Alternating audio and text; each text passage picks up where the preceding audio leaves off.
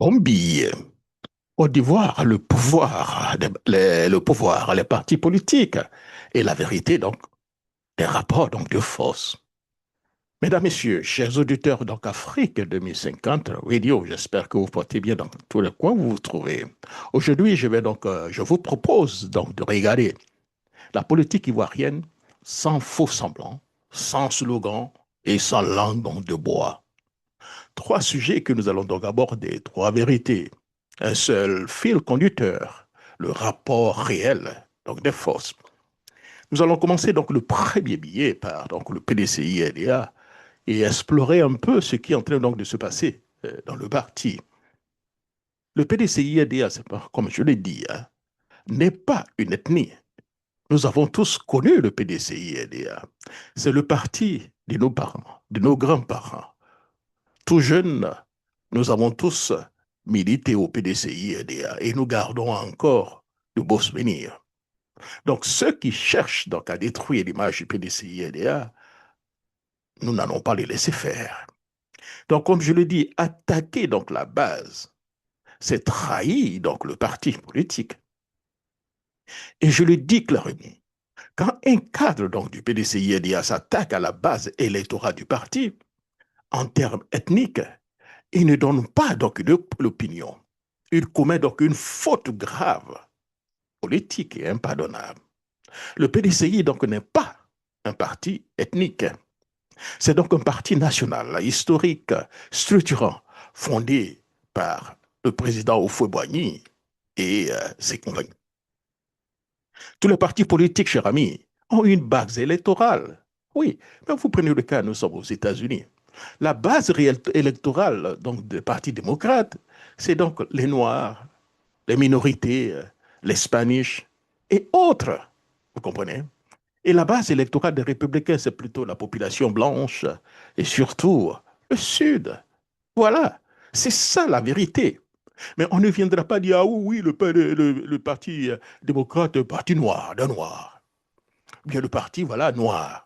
Ou bien le blanc, le parti donc des blancs. Ça ne se fait pas. C'est une base électorale. Et il appartient donc à chaque parti politique d'aller conquérir tout ce qui est comme base électorale en Côte d'Ivoire. Si vous ne le faites pas, une région X se sent à l'aise avec le PPCI, le PDCI-RDA, le PPACI, le RHTP, so be it. Donc, vous comprenez, le RDL, là, c'est clair. On appelle le parti donc des Djoula. C'est ce que les gens disent. Le PPACI aussi, là, on a parlé donc les partis dans le temps, on parlait donc des BAD. BT, Atier et Dida. L'UDPCI aussi, le parti, là, c'est le parti, on le disait dans le temps, le parti des Yacouba. Mais on ne peut pas l'utiliser pour caractériser tout un parti politique. It doesn't make any sense. Nous vivons en Côte d'Ivoire et nous savons réellement ce qui se passe. Mais personne n'a honte de sa base et ne devait avoir honte de sa base. Personne ne la méprise, personne ne la rénie. Régner donc sa base électorale, c'est pratiquement un grand péché. Pourquoi alors faut-il que donc le PDCI accepte ce que donc les autres partis refusent catégoriquement? Non, ce n'est pas normal. La vérité, c'est que donc la base électorale donc du PDCI-EDA est réellement nationale. Elle existe partout. Et donc, dans plusieurs régions.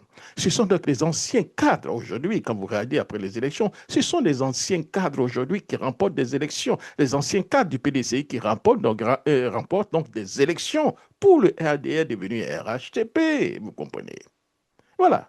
Donc aujourd'hui, le RDS qui gagne les élections, c'est grâce surtout au Sud à cet héritage militant. Soyons honnêtes, jusqu'au bout, la base la plus solide, la plus, donc je dis, constante, la plus fidèle du PDCI, se trouve reçue précisément au centre du pays. C'est un fait historique, pas donc une insulte. C'est donc le socle qui a donc tenu, malgré donc les pressions, la tricherie, les alliances opportunistes et donc les braquages, allez dire, électoraux.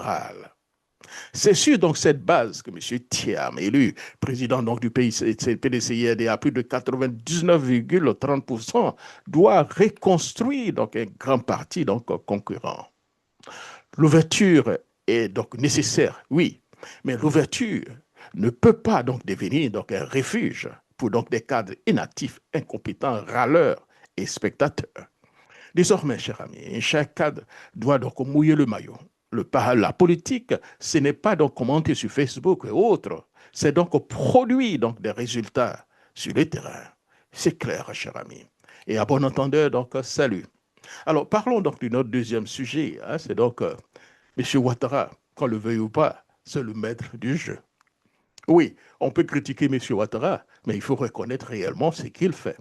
Maître du jeu, oui, c'est clair. Ouattara, comme je le dis, le grand jeu permanent. Comment on neutralise sans se salir? Je vais vous expliquer un peu ce qui se passe au niveau donc, de l'Assemblée nationale. Passons maintenant donc au pouvoir, c'est clair. On va passer un peu de ce qui se passe à la suite. Monsieur Alassane Ouattara ne gouverne jamais frontalement, réellement. Voilà. Il gouverne par donc le jeu, par donc le déplacement donc des pions, par donc l'arbitrage calculé, par parfois même des petits coups. L'épisode donc de l'Assemblée nationale est donc une leçon donc de politique, c'est clair. En laissant donc son frère, Ténébrahima Ouattara, se déclarer candidat, d'abord se présenter donc candidat à député à Bobo, l'une des plus grandes communes donc de la Côte d'Ivoire, et se déclarer candidat à la présidence de l'Assemblée nationale, le président savait exactement ce qu'il faisait. Affaiblir Dakadama Bitogo, c'est clair. Créer donc un désordre contrôlé, ça c'est aussi sûr. Ouvrir donc une issue donc de sortie sans s'exposer. Et au moment donc opportun, M. Ouattara tranche. Puisque vous ne vous entendez pas, je propose Patrick Hachi. Oui, c'est bien ce qui s'est passé, c'est ce qui s'est passé. Très propre, très net, efficace, clair. Oui. Mais derrière donc ce geste, il y a donc une autre réalité. La revanche, j'allais dire, feutrée de M. Patrick Hachi. Car à la primature, Patrick Hachi a longtemps donc travaillé sous perturbation permanente d'Adama Bitogo. Mais Adama Bitogo, trop influent, trop présent, organisant donc des réunions parallèles, pesant donc sur les ministres, brouillant donc, j'allais dire, brouillant l'autorité du Premier ministre d'alors, M. Patrick Hachi. Le rappel public donc de la prééminence donc de l'autorité donc du Premier ministre, ce n'est pas donc un détail, c'est donc un signe politique et assez fort. Patrick Hachi donc reprend donc la main. Bitogo est donc remplacé. Disons, Bitogo libéra donc le tabouret. L'Assemblée nationale devient donc la base, j'allais dire, le rat donc de sortie, hein, ou bien j'allais dire la porte donc de sortie. Ce n'est pas donc une vengeance donc brutale, c'est donc une revanche institutionnelle froide et méthodique. Et c'est clair, le RHP, on ne tombe pas violemment, mais on est progressivement, j'allais dire, déplacé jusqu'à devenir politiquement inoffensif. Et malheur à celui qui n'aura pas compris, M. Adaman Bitogo doit maintenant libérer le tabouret. Libérer le tabouret. Alors, notre dernier donc, segment donc, d'aujourd'hui, hein, c'est après donc, 15 années donc, de pouvoir, la République toujours en retard. Oui, 3 points. Et peut-être le plus grave. 15 années donc de pouvoir et pourtant les pratiques restent donc les mêmes. Car en réalité, on ne change pas une équipe qui gagne. Ou bien on ne change pas une stratégie qui gagne. Des concours donc de fonction publique dont les résultats semblent parfois connus d'avance avant même la compétition. Une jeunesse donc frustrée, un sentiment donc d'injustice généralisé. Et quand donc un jeune, M. Jean-François Cassis, ose dénoncer donc ces dérives, que se passe-t-il? Pouf, il n'est pas donc jugé, il n'est pas donc condamné, mais il est donc en prison. On le met en prison. Voilà la vérité. Un régime qui protège donc ces dysfonctionnements et criminalise ceux qui osent donc les exposer. Après 15 ans donc, de pouvoir, le RDR devenu RHCP n'a toujours pas fini de rattraper donc, la République, cher ami. En conclusion, ici, ce que nous pouvons dire, donc la Côte d'Ivoire, cher ami, est donc un problème central. Le respect donc des institutions, le respect donc des partis politiques, le respect donc des citoyens, c'est clair. La politique n'est pas donc une affaire donc d'ethnie. Le pouvoir n'est pas donc un jeu éternel. Et la jeunesse ne peut pas donc être sacrifiée au silence. Sur Afrique 2050 Radio, nous continuerons donc à dire ce que pensent beaucoup tout bas. Parce que dans la vérité, cher ami, dérange, mais le silence détruit. Je suis donc Jacques Roger et à très bientôt et surtout, portez-vous bien. Au revoir.